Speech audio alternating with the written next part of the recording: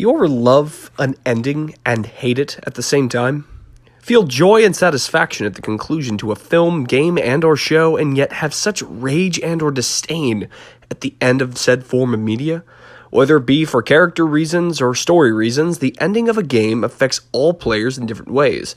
From sadness to joy, anger to peace, everyone has a reason for liking or disliking something. A wise man once said it's not about the journey, but the destination.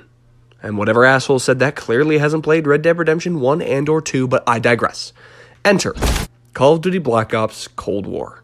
Now, when Call of Duty Black Ops Cold War was first announced, I was really excited. I had quite a blast with Call of Duty Modern Warfare 2019 and immensely enjoyed its campaign. And when I learned that we were going back to 1981, I was stoked. The trailers were great, the graphics were mind-blowing, and the gameplay for the multiplayer looked like everything I had fell in love with the previous installment. But we aren't here to talk about that. Let's talk about the campaign for a minute, and talk about, did it live up to my standards? To put it bluntly, the hell to the yeah it did. It was action-packed, mind-fucky as hell, and damn fun to play. What's not to like? Honestly... Get on with it. Yes, get on with it! Okay, some people are getting fed up with me rambling over Ronald Reagan's 4K fucking cheekbones, so I'll get back on topic. We aren't here to talk about the campaign, per se. No. If you really want to review the story, don't. Play the game yourself or watch a playthrough of it. Trust me, you'll love it, or at least you'll get something out of it by the end. No, sweetie. We're here to discuss the ending of the game, or to be more precise, why I love the ending so much and hate it at the exact same time. It was never personal.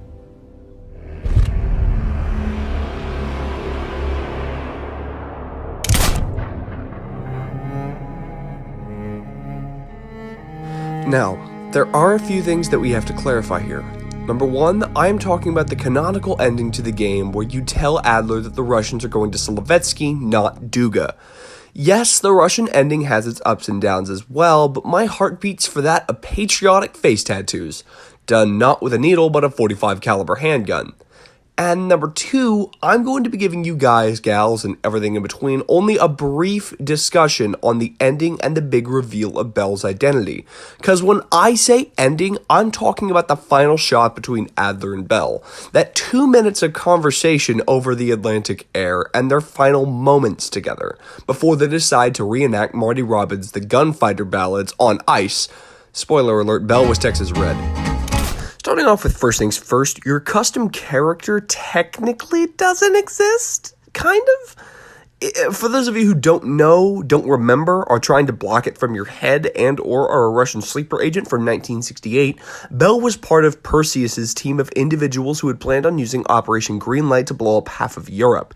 He was gunned down at the beginning of the game when you play as series protagonist Alex Mason alongside Sergeant Woods and Russell Adler, and had a false identity implanted into his head by Adler and Park.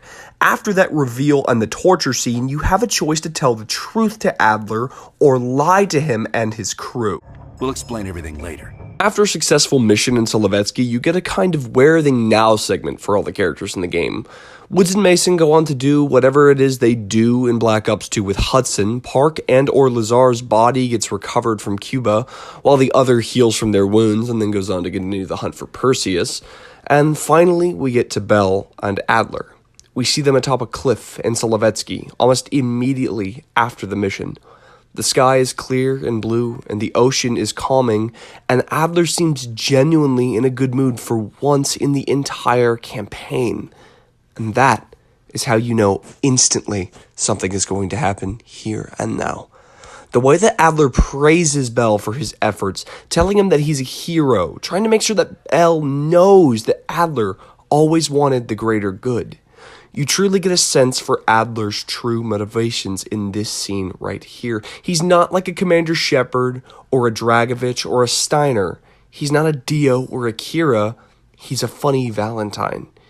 He is ready and willing to do anything and everything for the greater good of the free world, for the American people.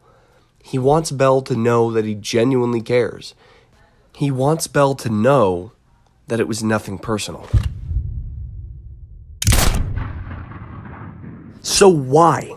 Why is it that I hate this ending so much? After minutes and minutes of talking and rambling, setting up a big reveal at the beginning of the video about love and hate for endings, ready to make some grand conclusion. I don't know. Yeah, that's right. I genuinely don't know. I couldn't tell you if I've tried, and I genuinely have tried. This script has gone over so many revisions trying to explain my disdain for this ending, and I can't put it into words because I really just don't know. Like, it fills me with such dread and sorrow, and yet I'm satisfied and pleased when the credits roll. It makes me feel so many bad things and good things at the same time, and I can only explain the good. I can explain the cinematography. I can explain the character, the voice acting, the scenario, the setting. I can explain all of that, but I can't explain what makes it bad. And maybe it's not bad. Maybe I'm just a sucker for Bell and wished he would have gotten better in the end.